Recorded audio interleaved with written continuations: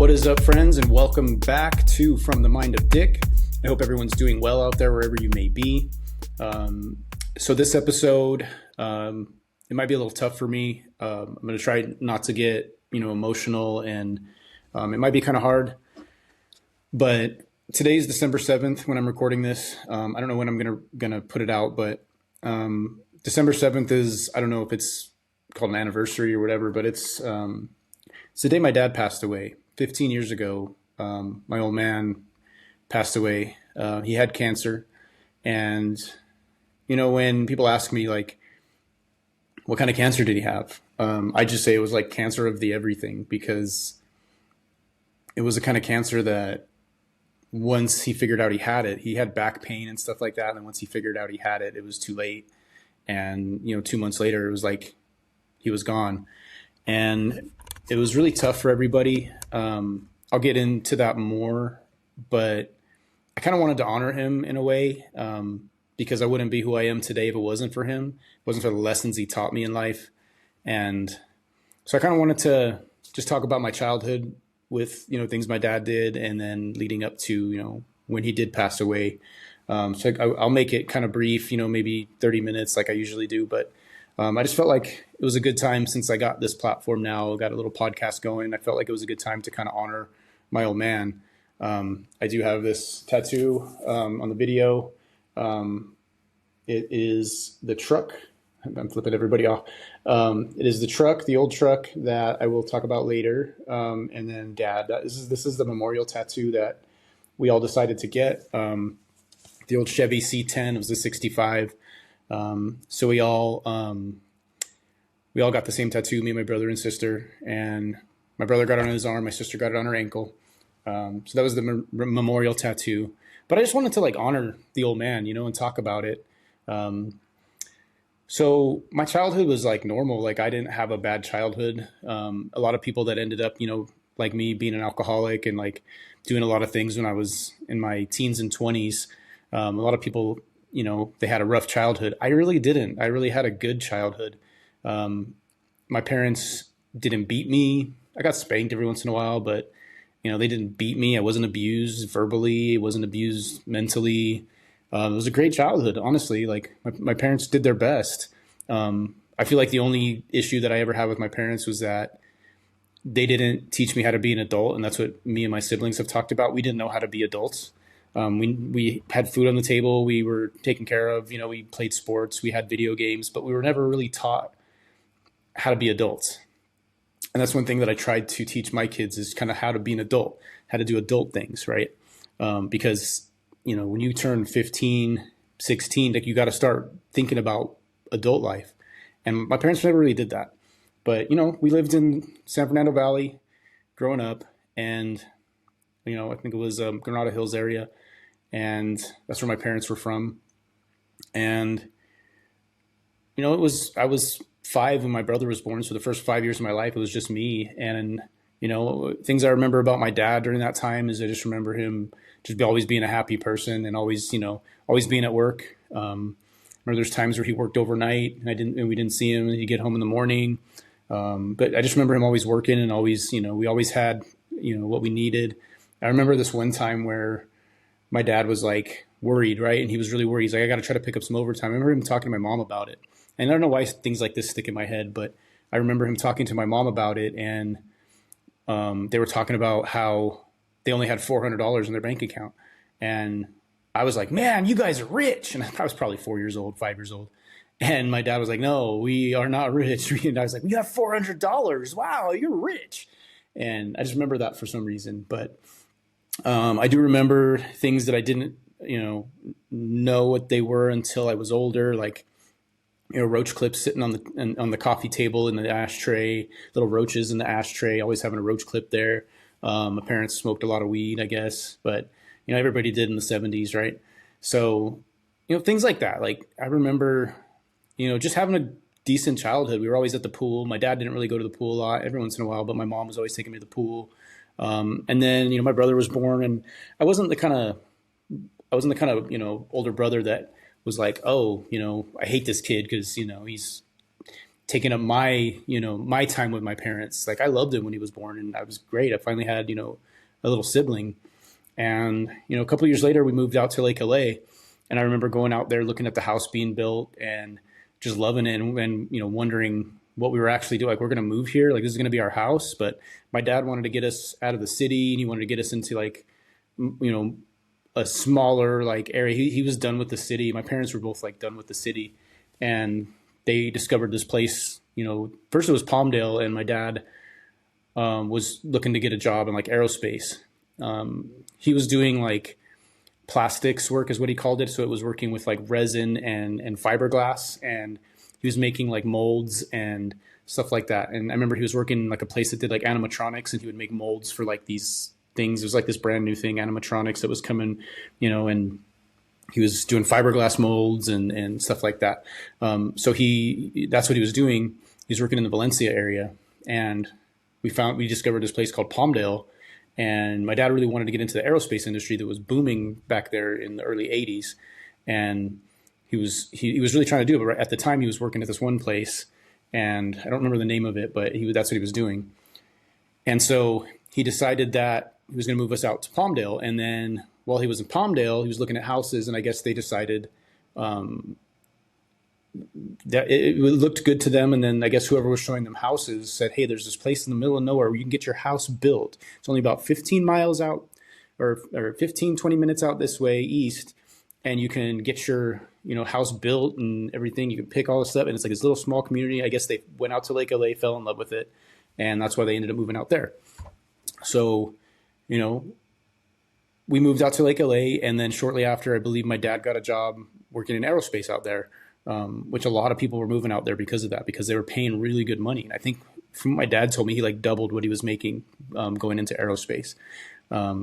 So that's what ended up happening. We moved to Lake LA, and like my dad always wanted to try to, do better and try to provide and work hard. That's all he ever wanted to do. And he wanted to give us a better life. So moving to Lake LA was the plan. And so we did that. And what I remember about growing up in Lake LA was my dad was always outside in the garage, and my dad was always doing stuff with the cars. I remember he built a duck pen. It was a duck pen because we had ducks. And I remember out there helping him build the duck pen.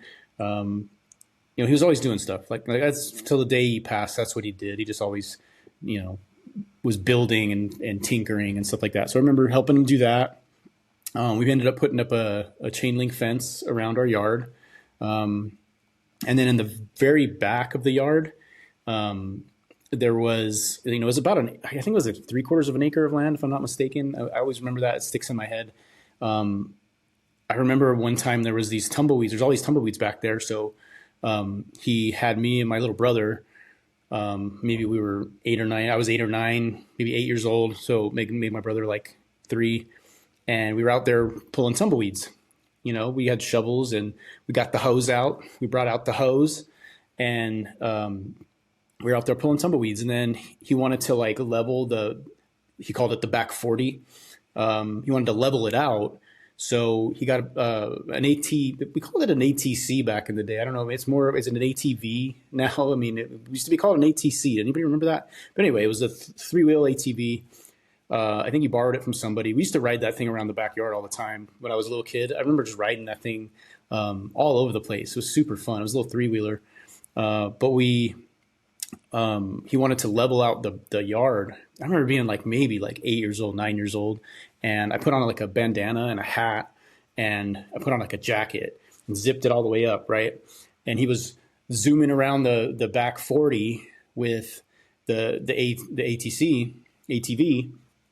And I would ride on the back of it, and then I was doing like stuntman stuff, and I'd jump off and do a little roll and be like, yeah, I'm a stuntman. I'm young. And we used to do that like once a year. We'd do that all around. And I used to jump on there and then jump off and then jump on and then jump off. And it was super fun. Little memory from my childhood growing up. But and then, so we'll backtrack. And then it's just something that popped in my head. So I don't want to jump all over the place, but this is just something that popped in my head right away thinking about the backyard. But, I wanted to play baseball I loved baseball when I was a kid. My dad loved baseball, Dodger fan, of course, and I wanted to play baseball. So we got involved in the summer softball out there. That's all it really was, out there was the LLAAA summer softball, Lake LA Athletic Association, which was basically just softball. But we got involved with that, and I think I was maybe 7, 8 years old when I started playing. Maybe 6, I don't remember. We moved out there. I was 7, so that's when I started. When I was 7 years old, and my dad was at every game. My dad, we would play catch. We would play, he would throw me balls so I could hit them, and he was started teaching me like how to be a better baseball player. And I remember the first glove I had. I didn't have my own glove; it was his glove, and it was like huge for like a 7-year-old kid. It was like an adult softball mitt, but like I knew how to use it. And because the only other glove, I think the only other glove I had was this little tiny like vinyl, like it was. I remember it being like vinyl or something like that, and it was like really crappy. So my dad let me use his glove, and I remember loving it because it was my dad's glove. But I could catch with it, so they put me at first base because I could catch the ball. And so my dad was at every game, just trying to teach me how to play ball. And follow up like the next year, he wanted to like actually be involved, like be a coach. So he actually started helping coach, and then he ended up being like the head coach, the manager of the teams that I was on. And that was my favorite times of the year, was playing summer softball where my dad was my manager, where he was, we were practicing in our backyard. My dad ended up, me and my dad ended up building basically a baseball diamond in our backyard. And that's where we would practice. And I remember my dad telling me he was so proud of me because there was this guy one year, I want to say it was like the third year I played. And this guy, he had played like minor league baseball, and he never made it to the majors, I think, because he got injured, but he was, almost a major leaguer, and he was a professional baseball player. He said, I played for like 10 years and injuries just got me. And his daughter was on my team. And I remember batting and stuff like that. My dad giving me advice, and the guy's like, hey, leave him alone. Your kid's a natural. And my dad couldn't believe that he had said that. He was telling everybody, this guy, he's played baseball, and he said my kid was a natural. And it turns out he was right, because I was a badass. But he was so proud of me that I was that good. And I remember just feeling like pride when my dad would say that to people, like, oh, my kid's a natural. This guy said it, and he knows what he's talking about. He would tell everybody. But that was my memory of like summers with my dad, was like always outside playing baseball, or, him coaching my teams. And during the off season, we didn't do a lot. Every once in a while we go to a baseball game, like a Dodger game. We do things here and there, but my dad was mostly like working all the time, and he would come home and sit in his chair. He had a recliner. He'd sit in his chair, drink his beer, smoke his cigarettes, and it's basically all he would do. Every once in a while we do things, but that was basically. And in summertime, it was like, okay, now I got to spend more time with my dad. My dad's going to coach my teams. When baseball came around, and I'm talking like Pony League baseball, not the softball, my dad didn't want anything to do with it. He didn't want to. I think I was like 10 years old when that came around, and my dad just wanted to do the summer softball. And this was off season. It was a different time of year than the softball was. And my dad didn't want anything to do with it. He said, you can go play. I'll still work with you in the backyard and stuff, but I don't want to help coach or anything like that with the baseball. I just want to do the softball. And I was hoping that he would be my manager, and he would help me with these teams, but he didn't want to do it. So I had other coaches and stuff like that. But baseball was where we really bonded. I remember 1988, which, that makes me 11. 1988, watching Gibson hit that home run. And I mentioned this in my Dodgers World Series. But 1988, we're sitting there at the edge of our seat, and I'm just like nervous and ready. And then Gibson hit that home run. And my dad, who didn't show a lot of emotion, just jumped up and was like, yeah. And so, it's a big memory for me, especially since, what just happened. And I just, my dad was a great big Dodger fan. So that's one of my biggest memories. But baseball was where we bonded a lot. he really wanted the best for me when it came to that. He paid for anything that I needed. If I needed a new glove, a new bat, or cleats, like he's always made sure I had the best stuff. When I was about 12 years old, I remember my parents getting in like a huge fight, like screaming at each other in the bedroom and slamming doors. And then my dad came out screaming, cussing at my mom. And it was right after I had like a soccer practice, 'cause I used to play soccer too. And it was right after a soccer practice.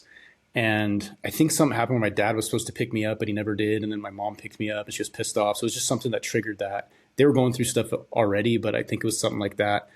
And then my dad went and got in his car and he was getting ready to leave. He's packed up all his shit and he was ready to leave. And I was crying and screaming. And I ran out there. I was like, please don't leave, Dad. Please don't leave. And I was telling my mom, please don't make him leave. And from what I was told, they went in the bedroom and talked and said they're going to stay together for a little bit for the kids. And by this time, my sister was born. My sister was born when I was like 9. I want to say I was 8 in that April, in that summer I turned 9. So I think that's how far apart we are. I can never remember. But she's a lot younger than me. And so she was only a couple years old. And then, my parents were getting ready to split up, but they said, hey, let's stay together for the kids. Let's, do this. And then fast forward a few months later, my dad sat me down and he said, I'm leaving. I'm moving in with your grandma. Me and your mom are getting a divorce. And I was like, no. He said, yeah, we're splitting up for a while. Most likely we're going to get a divorce. I didn't know what that was, My parents had been together since I was born. Like, I didn't know that they could split up, right? I didn't know that was a thing. But he said, yeah, we're splitting up and I'm going to go move in with your grandma for a while. And that really affected me because, my dad was always there. My dad was my role model and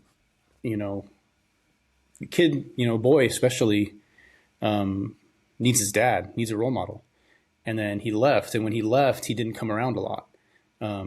He would come pick us up every once in a while, take us to grandma's house. And, that was about it, and I didn't understand why they were splitting up. It was like, why can't my dad be here? But my mom, what my mom told me later when I was older, when I was an adult, she gave him an ultimatum. She said, beer and cigarettes or me. He chose beer and cigarettes. And my dad was from a time where, a woman doesn't tell you what to do. And he told her, no, you're not going to tell me what to do. I'm going to smoke my cigarettes, drink my beer, and you're not going to tell me otherwise. So my mom said, then you're leaving. And my mom was getting sick of it. She was like, we didn't have money and you have enough money for your beer and cigarettes. We barely have money to pay the bills. So she said, she originally, I guess my dad was like, well, she made me buy the cheap beer. I couldn't buy Budweiser anymore. I had to buy Lucky Lager. He was complaining about that. And, but he, that was the ultimatum. And my dad chose the beer and cigarettes. So he left and went and stayed with my grandma. And like I said, we stopped seeing him for a while. And, during that time, I was okay. I was still doing well in school. I still but I was going through a lot of that time. Like I mentioned in my middle school and my drinking one podcast, if you guys want to go check those out, those are really good. Like I mentioned in those, I was going through a lot as far as like getting picked on and getting feeling like I was not good enough, trying to be cool, but wasn't. But not having my dad around all the time kind of made it worse, and, another fast forward, going into high school, it was getting worse. And that's when I said, fuck all this. Like my mom wasn't really around a lot because she was working just to try to make ends meet because she was by herself. And then she got with my stepdad. Well, first she got with she dated my baseball coach when I was like 12 or 13. I think it was 12. And this was only like maybe 6 months after my dad left. And I was like, what are you doing? And, it was just a little thing, like it wasn't serious, but I came around the corner in the kitchen and saw my mom kissing my baseball coach.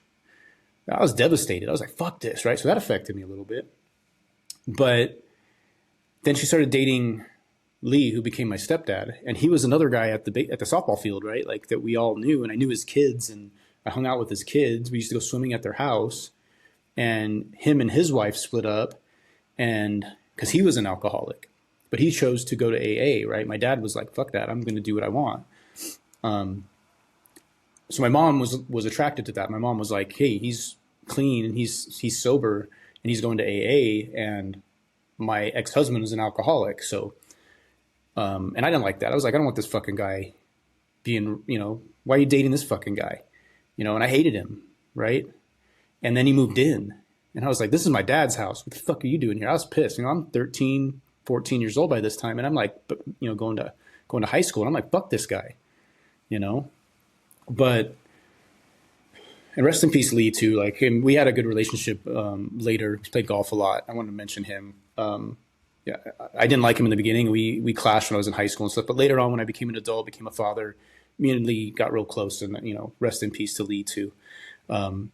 But at that time, I was going all over the place. There was all this shit going on in my head. Like my mom's dating this new guy. My dad's, never here. I think by the time I got into high school, my dad had moved to Lancaster, but we still didn't see him that much. He moved in with my Uncle Gary, and then he got his own apartment for a while. And I remember going to Costco with my dad when he first got his apartment. And I remember he had like a wad of cash in his wallet. And he's just like, he said, I got like $5,000 in my wallet right now, talking about like he had all this money. All he was doing was working. Like I said, he was working in aerospace. He was making good money. But we bought like a microwave and some food. I remember getting like all this stuff. Like he had to buy silverware. And I remember going to Costco. I think it was my first time ever going to Costco. I didn't even know what it was. I love Costco. But he bought all this stuff. And I remember going to his apartment every once in a while. And, after that, I remember he was renting some room from somebody and they were like fucking like white trash motherfuckers. Like turns out they were like meth addicts, and he didn't want to bring us around that much. So we only went there every once in a while. And then he got this like, I want to say it was like a double wide mobile home. And that's where we would go more. And then he started seeing us more because I feel like he didn't want to bring us around these little places because he didn't want us to see that he wasn't doing good. He didn't want us, he had too much pride. And then when he got this place, it was a lot better, a lot nicer. And it actually had like bedrooms and like all sorts of stuff. It was cool, right? So we'd go around there more. And by that time, I think I was like 15, I was in high school and I was like 15, I started changing. That's when I said, like, I started realizing that I wanted to do like, be something different, like something edgy, something I wanted to like break the rules and stop being such a good fucking kid because that kid wasn't popular. That kid didn't get the girls. Right. And I didn't have anybody to stop me from doing it. My dad wasn't there. I didn't have that male influence telling me not to do these things. Right.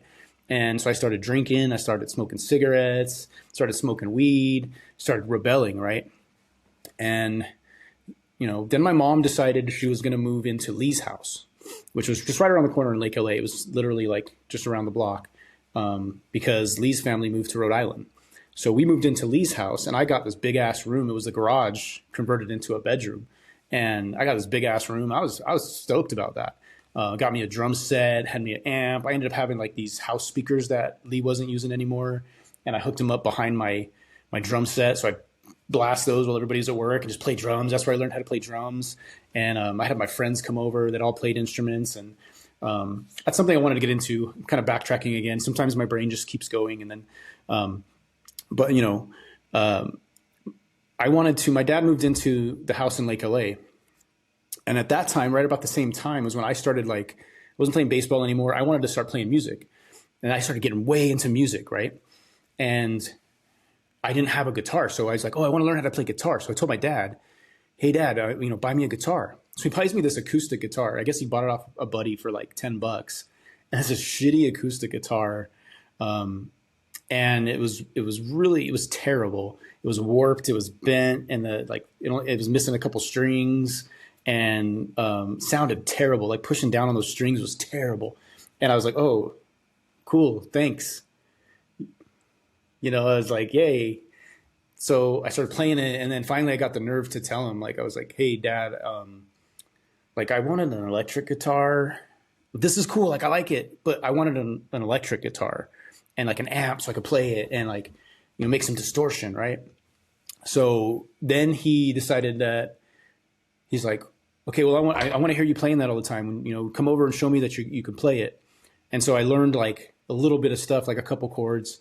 And then he bought me this it was a Fender style. It wasn't a Fender, it was a cheap one, but it was a Fender Strat style guitar. It was bright red, right? It was bright red, like this Coke can. And it was kind of shitty, sounded terrible. And then he bought me this little practice amp. I want to say it was like a, God, I can't remember what it was, honestly, but it was a little shitty practice amp. And the practice amp sounded like shit. It had a little distortion on it, so I cranked it a little bit. But he told me, and it's a lesson I learned, and I use this on my kids too. He said, I want you to learn songs, and I want you to play a song for me. I want to know that you're really, really interested in doing this. And if you do that, then I'll take you and I'll spend some real money. Okay. So he said, come back in like a month and I want to hear a song. So what I did was I watched videos of Nirvana. And this is how I learned like my first song. I watched videos of Nirvana playing, and I watched how Kurt Cobain held his fingers, and I tried to like emulate that. And then I had a friend that showed me, like, he knew how to play guitar. So he came over, my friend Marcus, he came over and he showed me how to play a power chord basically. And I was like, oh, cool. But I didn't know anything what I was doing. So I learned how to play a power chord real fast. And then I was like, sweet. And so then I showed my dad and he was like, okay. I see that you're really trying. And I said, look at my fingers. Like I showed him my fingers. They were just like starting to get calloused and they were bad. And he's like, okay. So a few days later, he takes me down to like LA somewhere. It was a Sam Ash. I remember it being a Sam Ash. And he bought me a nicer practice amp. And he bought me cables. He bought me guitar picks. He bought me strings. And he bought me a distortion pedal. And he bought me a new guitar. And it was a Fender Squier. I want to say it was like a light silver or a light green. I want to say. I pictured in my head. I just remember that red guitar. It was terrible. But he bought me that. He bought me all that stuff. Okay. And, he was good on his promise. I said, I'm going to try. And then he not only said that, he's like, hey, I work with this guy and he is a freak like you. And he's like, he plays guitar, right? And he said that he will teach you how to play guitar if you want to get lessons. And that person what's my hair doing?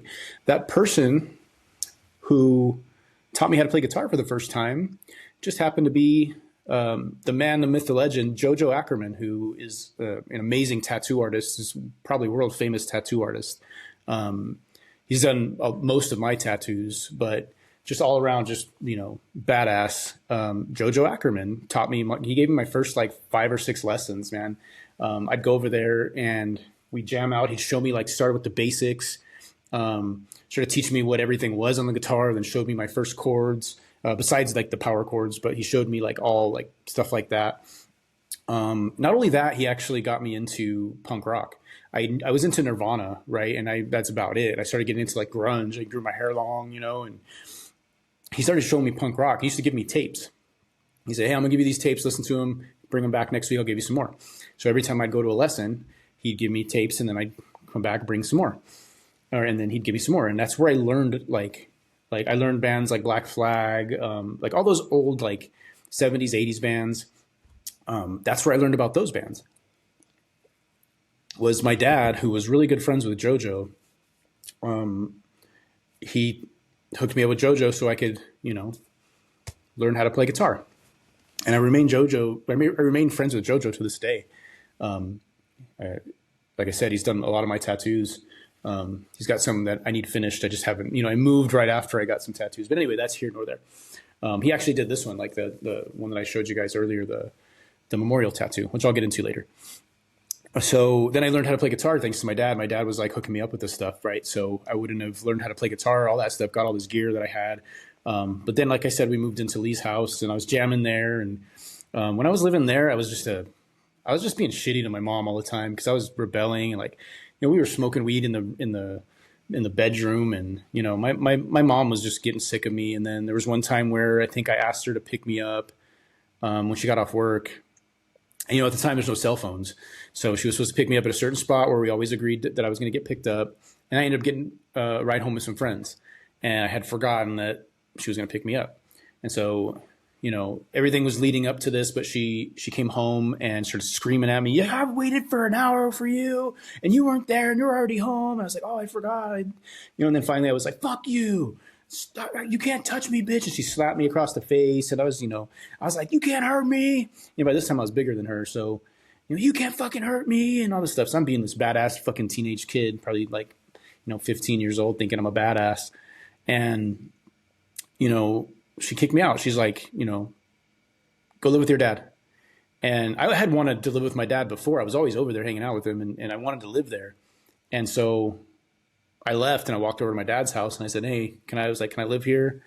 And he was like, yeah, that's what I've been wanting. My mom didn't want me leaving, but my dad wanted me. So I moved in with my dad, and my dad was like, you're going to live by my rules, and which basically were no rules. But so then I moved in with my dad, and living with my dad was it was good, but it was bad.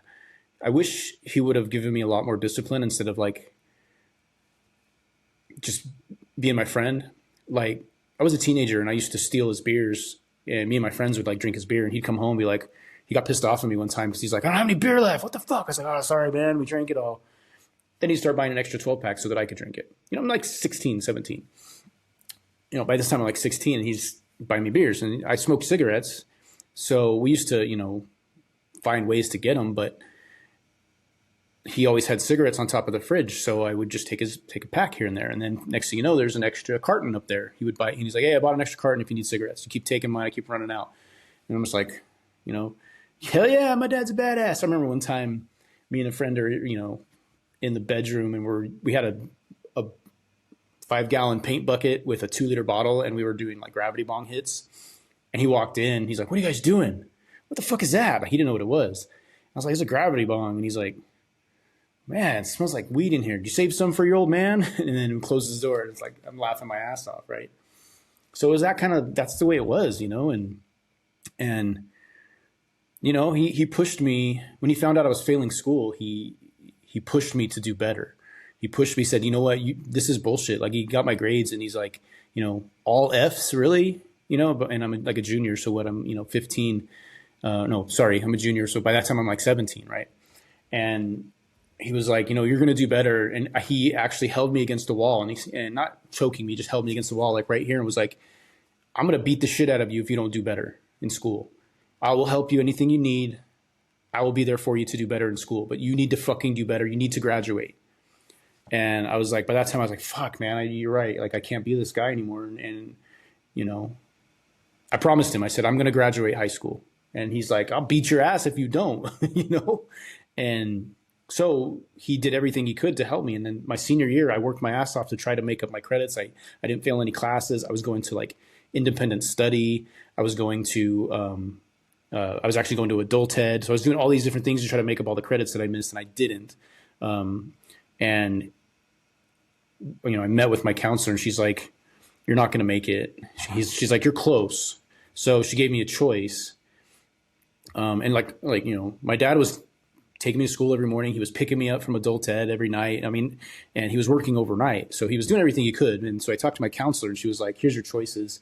You can go to summer school and then do another independent study, and you'll have all your credits, right? You have basically one semester of credits that you missed.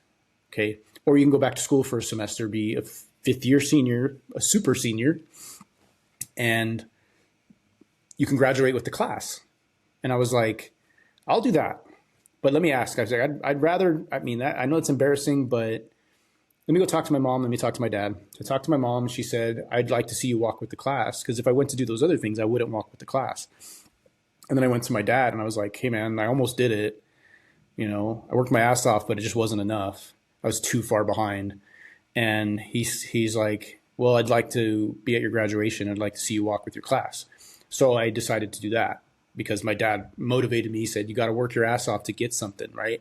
You're not doing that. So when he came back, I was like, and then I moved in with him, he was like kicking my ass. And that's something I learned was like, hey, I worked my ass off and it paid off, right? Because I didn't get it right away, but I worked my ass off and it paid off. And all I had to do was go back another year, pass classes, which was easy as fuck for me. I was stupid. Like when I went back my second senior year, my super senior year, I passed all my classes with flying colors. Yeah, I had 4 electives, and I had English and math, or English and economics. For some reason, I couldn't pass economics, but And I ended up getting a D in economics, you know, luckily, skin of my teeth. But I passed, right? And when I passed and I knew I passed, I went to my dad and I was like, bro, like, thank you. Like, you seriously, if it wasn't for you pushing me and teaching me that like hard work will get me where I need to go, I wouldn't have got there. And he was like, you know, macho man. He punched me in the shoulder. He's like, you did it, man. It's all you. And I was like, no, man, like, thank you for taking me where I need to go, making sure I got my shit done. So I passed high school because of my dad. After high school, he was like, you're getting a fucking job or you're moving out. You're 18 now. Get a fucking job or move out. So he made me get a job. I got a job. And then he moved me to the backyard. He's like, if you want to stay living here, I want to use this room. Basically, Dana had her family moving in. So he wanted to use the rooms. And he said, I have this silver Twinkie, right? He's like, I can get it if you want to move into it. And I was like, yeah, you know, no problem. So it turns out that like he was doing a lot of things that were kind of shady, right? I don't really want to get into the things he was doing, but I started learning about some of the things, the people he was hanging out with, some of the things he was doing. He was doing some really shady shit, and it's not something I like to ever talk about. Things I saw, things I witnessed, things that he was doing. But I'm just going to say this, that it's things that like an 18-year-old kid shouldn't be exposed to.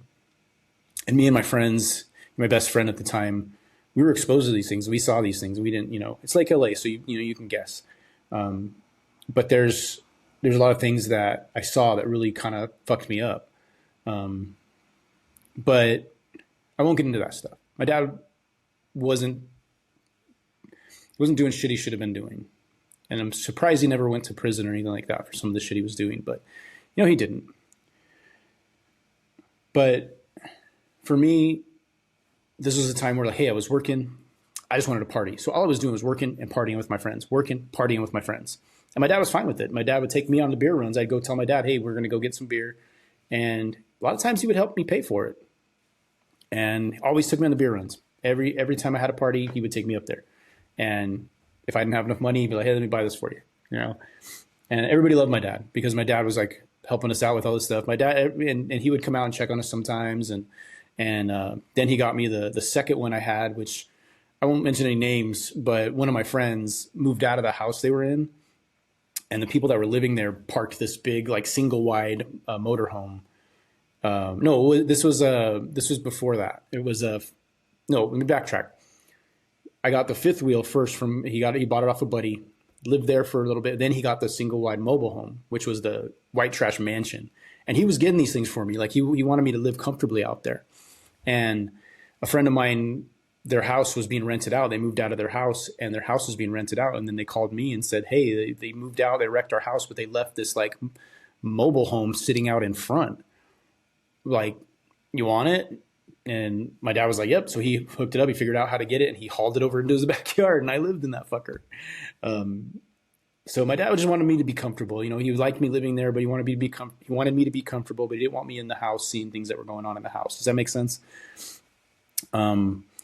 So yeah, I mean, just living with my dad, it was just a constant, like, basically I was just always partying. I was jamming, like we would jam inside the house. We'd jam outside of the house. He would go to sleep at like 9 and me and my friends would just be up like jamming, playing music, stuff like that. And then, you know, we put carpet up on the walls. Like she's let me put carpet up on the walls to deaden the sound, which it didn't work.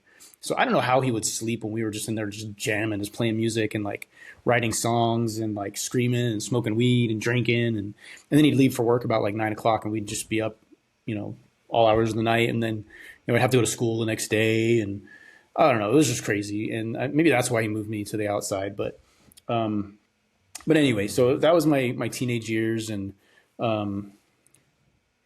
that's how things were with my dad. My dad just wanted to be like, he just wanted to be a good friend and a good dad. He just wanted to take care of me. Anything I needed, my car broke down.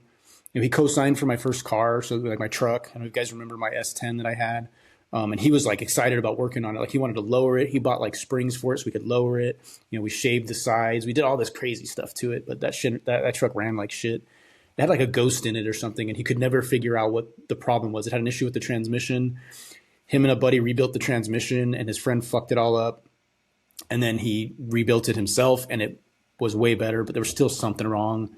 Um, and then, I remember telling him that I was going to be a dad.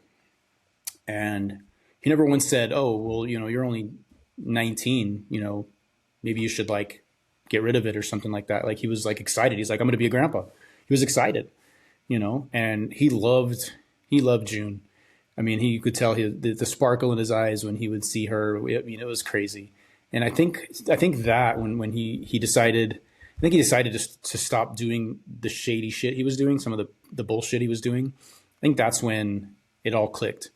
And like I said, he stopped after, it was probably, I want to say like 7, 8 years that I remember all this stuff, maybe less, but he stopped doing all this stuff.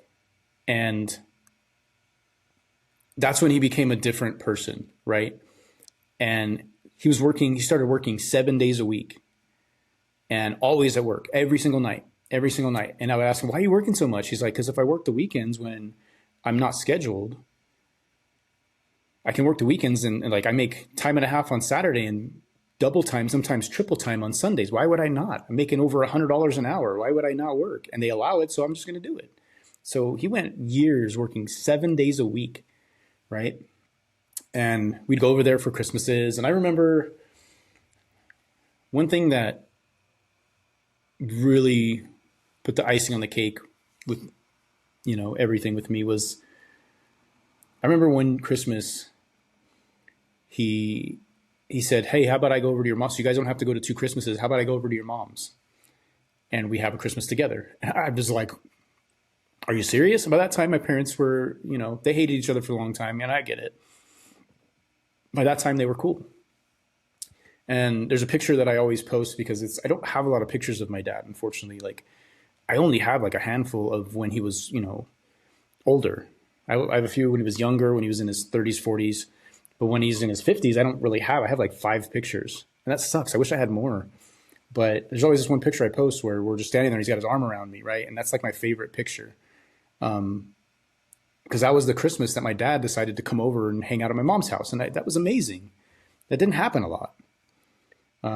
But anything we ever needed, my dad, he was there. And if a car would break down, if I needed some money, I remember when I stopped working at the dairy, I was going to school. He would ask me every night, hey, you need $5? You need money for beer? Because, I was living on my own for a while, and then I came back and I didn't have any money. And he was just like, yeah, you need money for beer? So he'd give me like a 20 and say, hey, make that last. And, I'd make it last a few days and I'd say, hey, I need some more. And he'd give me some more. Anything we ever needed, he was always there for us. It was just one of those things where towards the end, it was anything we needed, no matter what it was, Dad was there for us. And there was times where I hated him because he wasn't around, but and I hated him for some of the things he was doing. But at the end, and I want to say the last 10 years at least, he was the perfect dad. He did everything for us. And he was always there, and we would hang out at his house, and he would sit there and just tell stories. We'd drink beer together. He started playing dominoes on his lunch hour with his friends at work. And me and my brother at the time were living together, and we were talking about like, hey, we play dominoes, because sometimes we'd all get together, at the house we lived in and play dominoes together. We'd play spades, we'd play dominoes. There's just different games we'd always play. And so my dad said, hey, now we're playing dominoes. And he used to talk like, hey, you guys don't really know how to play dominoes the way these guys play, right? You got to play fast. You got to count. He was telling me all these things. And me and my brother were really good at dominoes by that time. Like, we could count in our head and know what we needed. My brother especially, like, that dude's a genius, and he would always know what he needed, right? And so we started playing dominoes in my dad's house, right? And it was just great times. And my dad was just, always working or always in the garage or all these things. Like, my dad was always there. And by the time I had the kids, the first 2 kids, he was always coming out and always telling us, hey, just come on and hang out at the house. And we'd go out there and visit. And I remember the time where I thought I was a badass and decided to play basketball with the neighbors and the kids around there that were like 16, and I was in my 30s and fucking tore my ACL. My dad was just talking shit. He's like, "Oh, trying to play with the little kids, huh? Trying to be young again." And I was like, "Fuck!" And I, tore my ACL. But like, little things like that. My dad was just the kind of person that I get my personality, I think, from him, because he always had stuff to say. He was always talking, always had like a story to tell. And that's kind of the way I am. That's why I do this podcast, because I feel like I always have shit to talk about. And I get that from my dad, right? Like I grew up around him, just always telling stories and always talking. And I used to love just sitting there. And he'd always sit at, we called it the telephone table, in his house in Lake LA. And he'd just sit there and just be tinkering with something. And he'd just sit there talking. And we just talk for hours, and it was amazing. And like the summer before he passed away, we were sitting there in his backyard. We had the Guyton's white trash luau, right? And we all kind of like wore like luau stuff, and we had a backyard swim party, right? Because they had a above ground pool in the backyard. But we're sitting there at this table, and I think me and my brother and my sister, I want to say, and we're all just sitting there, and he's like, I'm not going to be here forever. And I set up good life insurance and good stuff for you guys. And I was always wondering, like, why did he say that? Like around that time. And he'd never mentioned anything like that before. And then I remember seeing him, and he's just talking about, or maybe I talked to him on the phone, but I remember him talking about how his back was hurting really bad, and he had taken some time off work, and he never, in probably, I don't even know how long, he didn't take any time off work. None. Christmas, I think, was the only time he would take off work. Christmas Day. 7 days a week. And he said his back was hurting, and he said he was going to go to the chiropractor. And I remember that being really weird. I was like, yeah, man, go take care of that. Go to the chiropractor. And then he told me when he came from the chiropractor that his back hurt worse. And that's not supposed to happen. So I remember talking to him on the phone, and he was like, yeah, I'm just going to go into the doctor and just, do some tests and see what's up. But my back's just hurting, so I'll be fine. Then he called me, and he was like, they found cancer. But it's fine. I'll be okay. They're going to get it. And he's like, it's in my spine. That's why my back's hurting.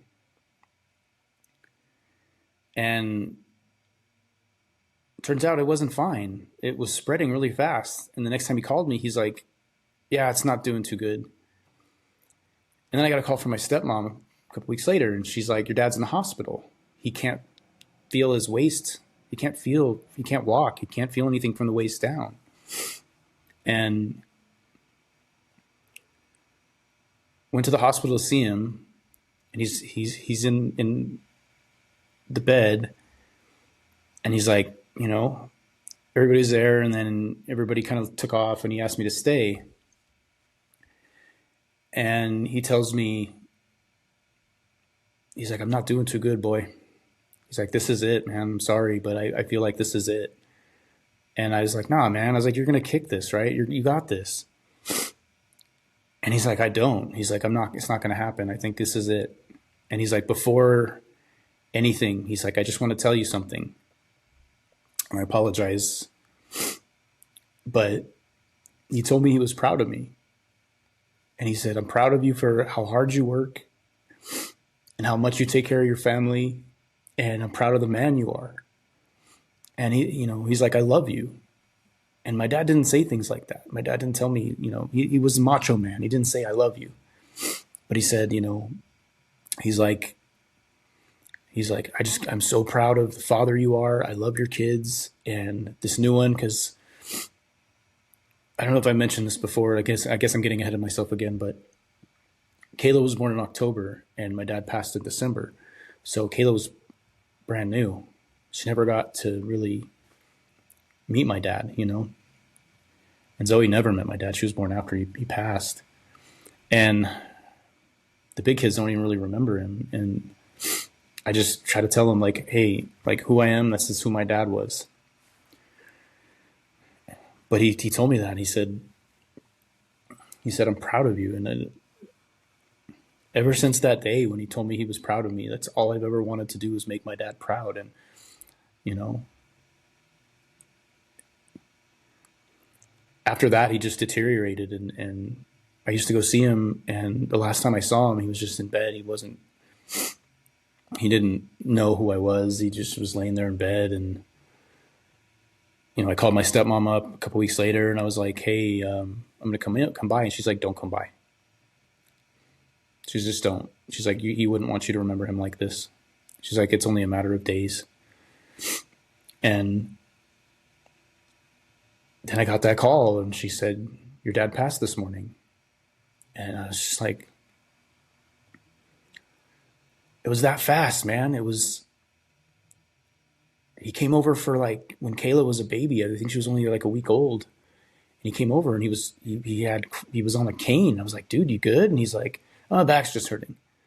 Fast forward to like 2 months later and he was gone. It's just crazy, man. It was just really crazy that it happened so fast. But we had a little memorial for him and I had to do something, you know.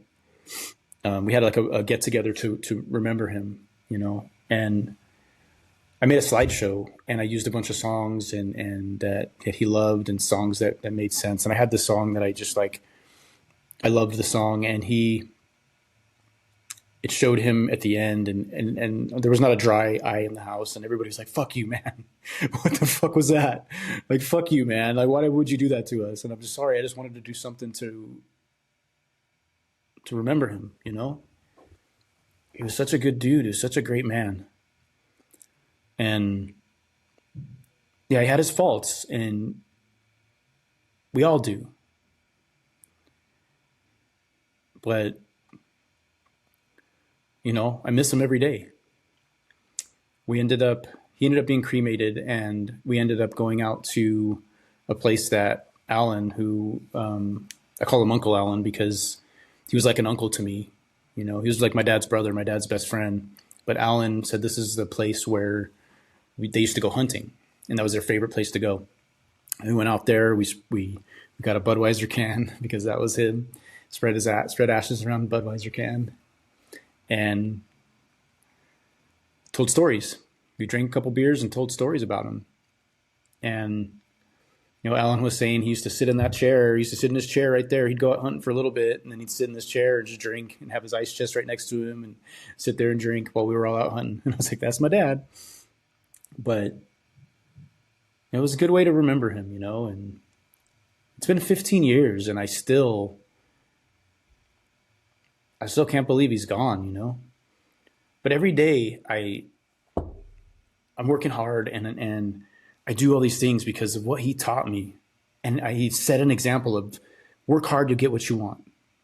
You know, work hard. He always told me that. Be the hardest working person in the room. If you see someone working hard, work harder than them and be the hardest working person in the room. And I've always done that.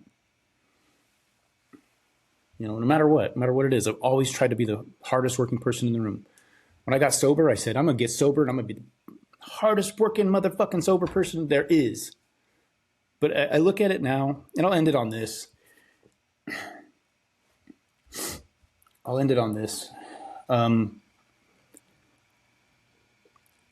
Every day I think, is he proud of me?